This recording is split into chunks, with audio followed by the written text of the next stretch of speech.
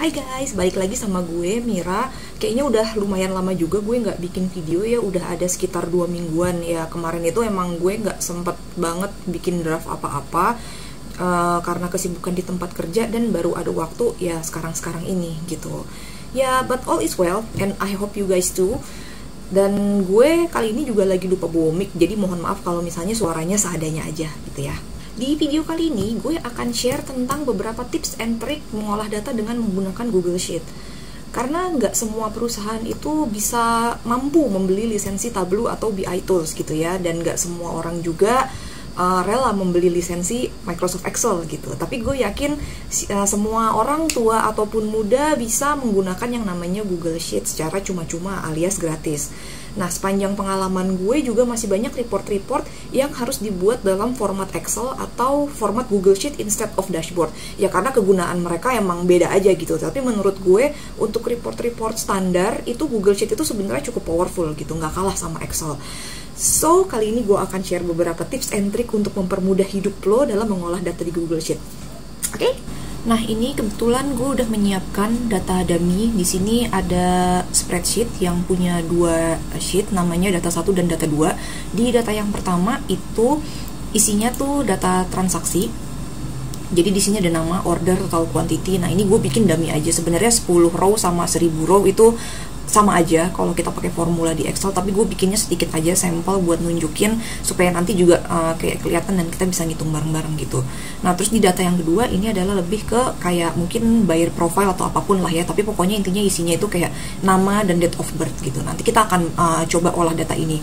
Jadi ini dummy datanya, dan di sini gue juga udah bikin sheet baru. Sheet baru itu adalah sheet baru yang kosong. Oke, ini akan gue hapus dulu karena nanti gue bakal tunjukin.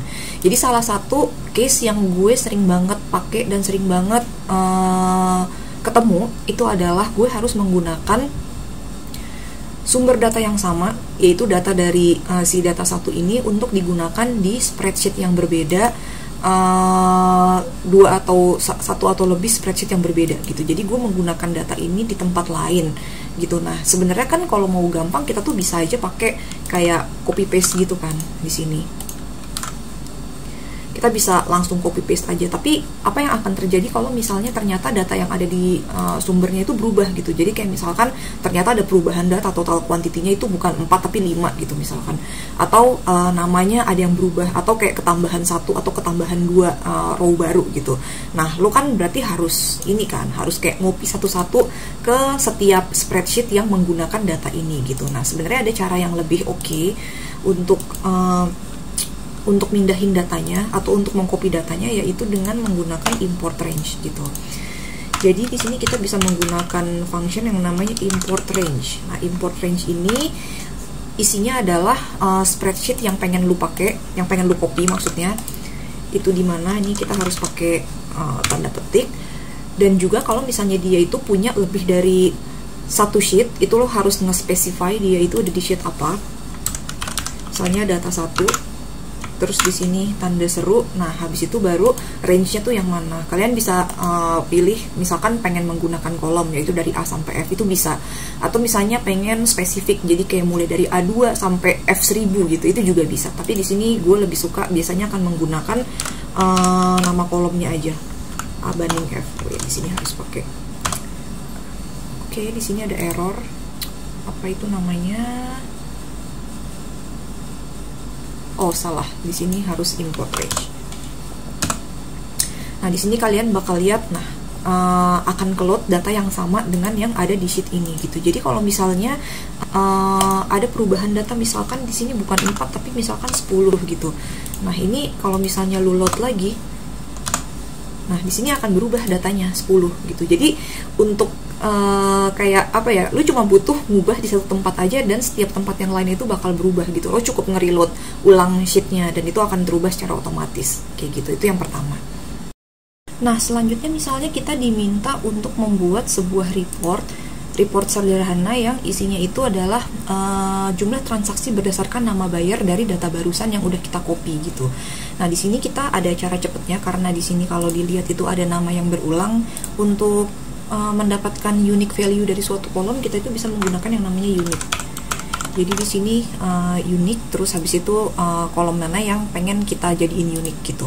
Nah di sini kan langsung kelihatan ya kalau misalnya kita pakai beda sheet, itu di copy data itu adalah nama sheetnya di mana kita mengambil data itu, dan AA ini adalah kolomnya. Tapi kalau misalnya lu pengen specify juga itu juga bisa. Jadi kayak misalkan A2 mulai dari jadi misalkan mulai dari A2 sampai di sini kan A11 gitu. Nah itu juga bisa. Jadi di sini gua akan bikin dia itu jadi absolute value. Caranya dengan cara ngeklik F4 gitu. Habis itu kita coba lihat. Nah di sini bakal langsung keambil nih value-value unik dari data yang ada di kolom barusan. Nah terus gimana caranya untuk kita mengambil semua transaksi yang dilakukan oleh ceritanya si Andre Wijaya ini? Kita bisa menggunakan yang namanya sum ifs. Sum ifs itu adalah bentuk majemuk dari sum if. Jadi kalau sum itu kan dia menjumlahkan. Nah, kalau kita pakai ifs itu berarti dia itu menjumlahkan berdasarkan kondisi tertentu gitu. Kalau dia cuma sum if doang berarti dia cuma satu kondisi, tapi kalau sum ifs pakai s itu kondisinya bisa lebih dari satu gitu. Nah, kita coba gue biasanya pakai sum ifs, pakai yang pakai s biar gampang aja, karena kalau yang pakai sum ifs ini sebenarnya kalau cuma satu kondisi juga dia bisa.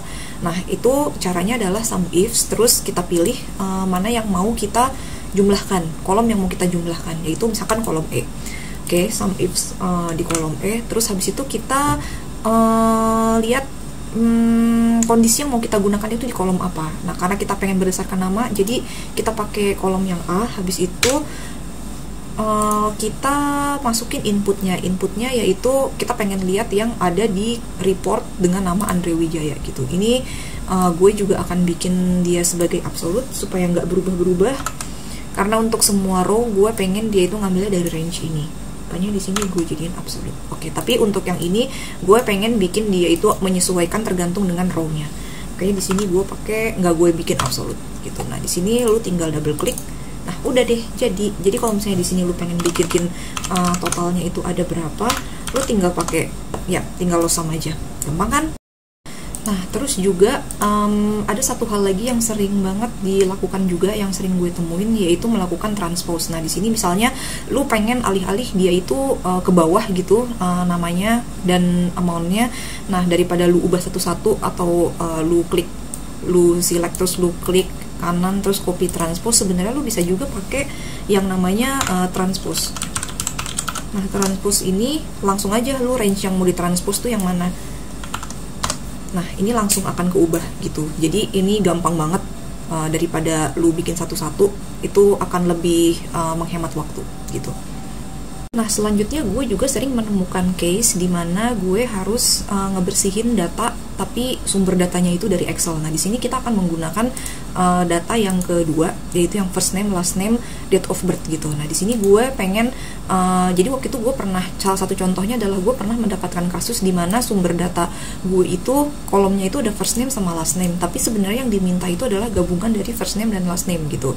Nah, kan kalau misalnya datanya cuma 10 ya mungkin lu bisa nulis gitu ya, Kelly Greenson gitu. Tapi kalau misalnya datanya ada jutaan atau ratusan ribu, itu kan kayak nggak mungkin. Nah, di sini kita bisa menggunakan function yang namanya concatenate.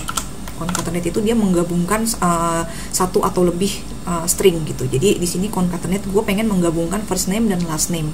Jadi gue bisa pakai di concatenate yang kolom yang pertama di baris kedua itu si Kelly. Habis itu gue akan memisahkan dia dengan spasi. Jadi di sini gue akan kasih spasi. Terus last name-nya itu apa gitu. Nah, di sini lo bisa lihat ini udah jadi satu nama, dan ini useful banget kayak kalau misalkan lu pengen bikin list of attendee atau apa gitu, dimana lu harus menggabungkan satu atau lebih string. Nah, ini lu bisa tinggal double klik aja ke bawah. Nah, cuman kan di sini lu bisa lihat ya, kalau misalnya namanya ini tuh kayak apa ya, kayak nggak konsisten gitu, ada yang pakai huruf gede, huruf kecil. Nah, ini juga sebenarnya lu bisa bersihin lagi. Jadi di sini gue akan kasih namanya clean. Kita bisa bersihin itu dengan function namanya proper. Nah, proper dari full name yang tadi udah gue gabungin. Nah, di sini lu bisa lihat bahwa dia akan menggunakan huruf kapital di setiap huruf pertama dari kata yang ada di kolom D ini gitu. Dan kalau misalnya lu lihat ke bawah, nah ini tuh udah rapih banget. Jadi lo udah tinggal apa ya?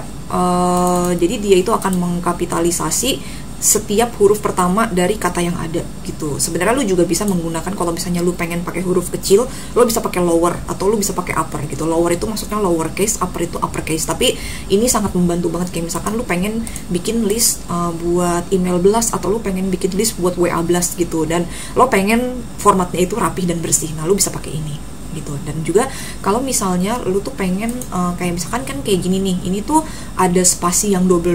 Nah, sebenarnya lu juga bisa menggunakan trim yang namanya kayak kalau lo udah pernah lihat video gue sebelumnya yang tentang SQL, itu juga kan ada yang namanya trim kan. Di sini juga sebenarnya ada. Jadi kalau misalnya kita pengen ngebersihin lebih lanjut, menghilangkan white space, itu kita bisa juga menggunakan trim. Jadi di sini nanti si Indriani Cantika Sari ini, jadi spasinya itu udah rapih banget. Kalau ada double spasi bakal dia hilangin dan lain sebagainya. Tapi kalau misalnya lo pengen juga masukin ini ke dalam sini, itu juga bisa. Jadi dia kayak bisa function di dalam function gitu. Nah, ini dia bakalan lebih bakalan lebih oke sih sebenarnya. Nah, jadi lu nggak butuh banyak kolom seperti itu. Dan kadang-kadang juga misalnya kita juga sering banget disuruh mengolah data tanggal gitu, date time, dan lo tahu sendiri date time itu lu pasti akan harus at some point di dalam dunia pekerjaan lo pasti setidaknya satu kali itu akan berhadapan dengan pengolahan data yang berjenis tanggal dan waktu gitu. Nah, jadi misalkan lo punya tanggal lahirnya si user ini, tapi lo pengen tahu dia itu umurnya berapa gitu. Sebenarnya kan logikanya adalah lo harus mengurangi tanggal yang sekarang dikurangin sama tanggal lahirnya dia, dan lo ambil tahunnya gitu. Nah, itu akan menjadi umur dia saat ini. Daripada lo ngitungin satu-satu, sebenarnya kita tuh bisa menggunakan gabungan dari beberapa function. Jadi di sini gue akan pertama menggunakan teks. Teks itu biasanya untuk formatting, untuk mengubah mengubah format data lain menjadi bentuk teks gitu. Nah, terus di sini enaknya tuh kita bisa langsung, kalau misalnya kita pengen dapetin tanggal hari ini, kita bisa pakai today. Today ini dia bakal ngambil data hari ini, terus tinggal dikurangin aja sama tanggal lahirnya dia itu berapa gitu. Nah, kalau misalnya lo cuman gini doang, ya dia nggak bakalan ada, karena di sini lo harus nge-specify juga formatnya tuh seperti apa gitu. Jadi kalau misalnya di sini lo specify formatnya dalam bentuk tahun, nah lo udah akan langsung dapat angkanya, angka selisihnya itu berapa tahun gitu. Jadi di sini kalau misalnya lo pengen buat age itu gampang banget. Kalau misalnya ada 1000 data, ya udah lo cuma 5 menit jadi kayak gitu. Mantap bukan? Nah, tapi ada kalanya juga lo harus melakukan hal yang sebaliknya gitu. Jadi misalkan lo cuma punya full name nih, tapi ternyata report lo itu membutuhkan lo untuk memisahkan si nama itu kayak menjadi beberapa bagian gitu, kayak misalkan nama depan atau nama belakang gitu. Nah, itu juga lo sebenarnya bisa membuat bisa memisahkan ini itu dengan function yang namanya split. Jadi kalau misalnya lo pengen nge-split si value yang ada di dalam kolom ini, jadi misalkan Kelly Greenson ini pengen lu split jadi Kelly sama Greenson gitu, dan pembedanya atau istilahnya delimiternya itu adalah spasi. Nah, itu lu bisa langsung klik terus sel mana yang pengen lu ubah, habis itu lu tinggal kasih delimiternya itu apa, misalkan di sini spasi gitu. Nah, di sini langsung akan ke split berdasarkan si spasi tadi gitu. Dan kalau lu ini ke bawah, ya lo bisa lihat sendiri. Ini ada udah ke split. Jadi kalau misalnya ada 3, dia bakal nge-split berdasarkan ya berapa jumlah si spasinya gitu. Kalau misalnya dia ada 2, ya udah berarti nanti dia bakal ngambil yang pertama, kedua, dan ketiga, dipisahkan oleh si spasinya kayak gitu. Ya, ini kadang-kadang cukup cukup membantu gitu. Jadi lu nggak perlu misahin ini satu-satu. Ya, mungkin segitu dulu tips and trick Google Sheet yang gue kasih di video kali ini. Sebenarnya sih masih banyak lagi yang lucu-lucu gitu. Gue juga kayak baru tahu belum lama ini kalau ternyata Google Sheet bisa melakukan banyak hal yang sangat membantu gitu. Bahkan kayak lu bisa juga pakai Google Translate di dalam Google Sheet itu tuh bisa. Jadi ada function untuk lu manggil Google Translate gitu, itu juga ada. Terus lu juga bisa bikin QR code dan lain sebagainya. Ya mungkin kalau misalnya tertarik, gue bisa bikin part 2-nya. But anyway, mungkin kedengarannya ini tuh nggak seberapa fancy ya, nggak kayak kalau misalnya kita pakai Tableau atau tools-tools BI yang canggih gitu ya. Tapi percayalah, ada kalanya kita itu perlu banget go to basic gitu ya ketika bikin reporting, karena sejujurnya di project gue yang terakhir kemarin gue itu banyak menggunakan Google Sheet instead of BI tools kayak Google Data Studio dan lain sebagainya. Nah alasannya tuh macam-macam, karena yang pertama itu gue butuh melakukan ini dengan cepat gitu. Sebenarnya bikin dashboard itu ya emang kelihatannya dia itu fancy banget gitu, cuman waktu yang dibutuhkan untuk nge-build dashboard itu juga nggak sebentar gitu, ketimbang dengan lu langsung kayak bikin report di Google Sheet gitu. Terus juga karena gue butuh mengirimkan report ini ke banyak pihak, terutama ke pihak ketiga gitu, dan mereka juga belum tentu menggunakan Google atau belum tentu menggunakan BI tools dan lain sebagainya. Jadinya ya gue menggunakan apa yang semua orang punya gitu, yaitu Google Sheet ini gitu. Nah terus juga karena beberapa report itu sifatnya one time only, jadi kalau misalnya lu bikin dashboard itu kayak agak-agak overkill juga gitu. Jadi ya sometimes Google Sheet is just good enough gitu, quick and ya good enough sebenarnya, powerful juga gitu. Dan juga kadang-kadang banyak juga rules yang mesti di customize gitu. Jadi gue ini udah ngambil datanya dari database gitu, terus gue masukin ke Google Sheet, tapi ternyata rules-rulesnya itu nggak bisa gue query dengan mudah gitu, dan akan lebih mudah kalau gue ngolahnya itu di Google Sheet. Itu juga bisa gitu ya, cuman emang pastinya kalau misalnya lo menggunakan Google Sheet itu pasti ada keterbatasan ya. Kalau data lo 1 juta ya mungkin nggak bisa ya pakai Google Sheet gitu, kayak either Google Sheet lo bakal nge-crash atau memori lo nggak cukup lah gitu ya. Kalau misalnya udah 1 juta mungkin lo nggak bakalan bisa pakai Google Sheet. Tapi kalau datanya masih berapa belas ribu, 16.000 sih seingat gue, biasanya kalau import ke Google Sheet itu ya sekitar 16 ribuan lah gitu batasnya, atau ya lebih dari itu dikit, 40.000 masih bisa kalau nggak salah.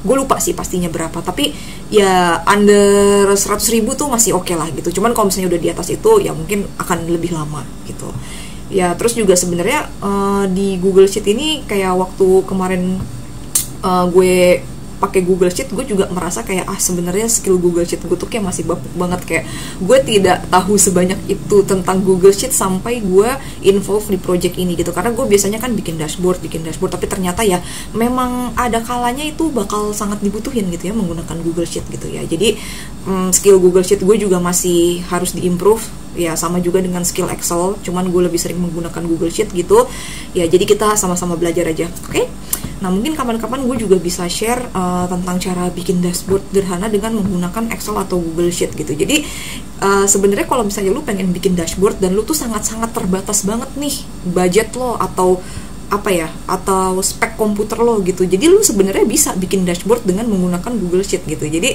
ya lu bahkan bisa melakukan query juga di dalam Google Sheet. Ntar mungkin kapan-kapan lah ya gue bikinin video lagi gitu.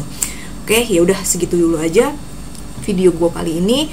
Sampai jumpa di video selanjutnya. Bye.